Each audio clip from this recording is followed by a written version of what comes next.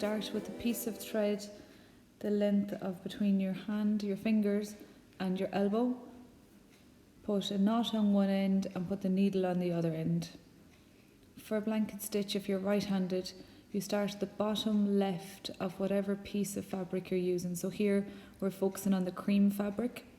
Start at the bottom left, catch a little bit of the fabric that's underneath it and pull that through towards yourself. So it's important that little stitch that you've taken in the blue fabric, the underneath fabric, is underneath the piece that you're appliquing on or applying on so that it can't be seen.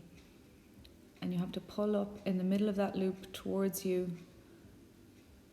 And then what you do each time is make sure that your stitch width going across and length going up is the same every time.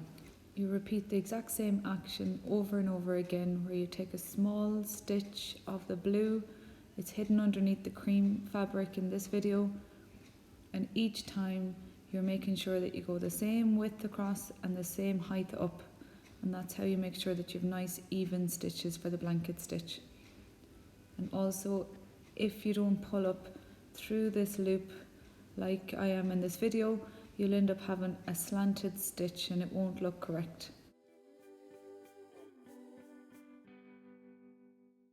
To finish off the stitch, do one final stitch where you're catching a little bit of the blue fabric underneath to secure it, and you pull the needle towards yourself up in the middle of that loop one last time.